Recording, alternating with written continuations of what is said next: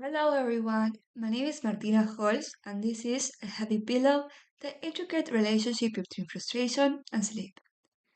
First of all, I want to share a little bit about myself. I'm from Argentina, Buenos Aires, and I'm working at the Institute of Biology and Experimental Medicine doing my grad thesis. In day-to-day life, we often experience frustrating events such as breaking your phone, your favorite football team losing a game, or in the worst of events, you lose your job. And then, at the end of the day, when it's time to sleep, you just cannot stop thinking about what you could have done differently to prevent this outcome. So, from observing this pattern, we propose this cycle of chain events, where frustrating experience affects your sleep, and conversely, because of this poor quality of sleep, we are more susceptible to frustration. To study this phenomenon, we utilize the mice model. How do we study sleep in mice? We make use of this neurologger, electroencephalograph, and electromyographic recorder. The neurologger amplifies the tiny signals captured by the electrodes, making them strong enough for recording. Filtering is also applied to remove noise from surrounding tissue or environmental interference, isolating the neural signals. And then, we analyze the wave patterns to establish three possible states: wake, REM, and non-REM sleep. How do we induce frustration in mice? We use a method called consummatory successive negative contrast. The idea behind this protocol is to create an expectancy violation. We start with electrosurgery, and after a few days of rest, including the habituation period of the dummy box, the contrast protocol begins. During 10 daily pre-shift sessions, the experimental group received a highly palatable reward consisting of 16% sucrose solution, and the control group received a 2% sucrose solution in the last hour of darkness.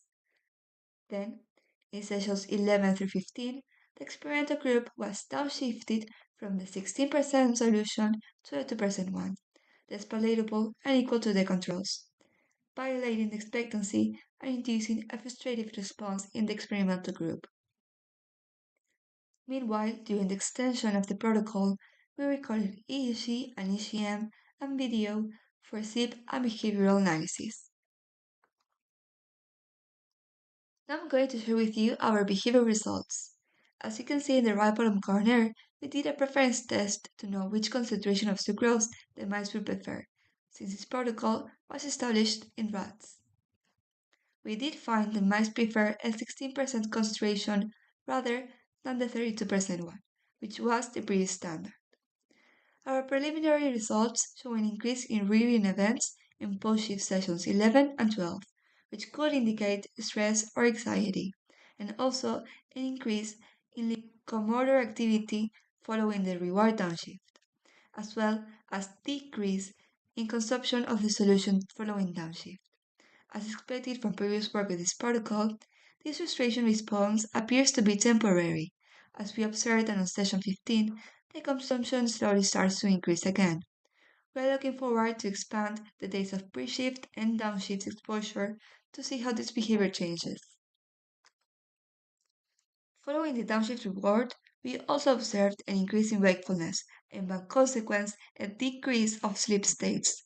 Notably, we found a rise in sleep fragmentation, with more episodes of non-REM sleep of shorter duration in the first 6 hours of daylight, and an increase in the latency to fall asleep following downshift. From these preliminary results, we could conclude that frustrating experience can worsen sleep quality. In the future, we are looking to expand the sample size and use deep LabCAT software and machine learning to automate behavior classification. Thank you for listening to this poster session, and if you have any questions, don't hesitate to reach out.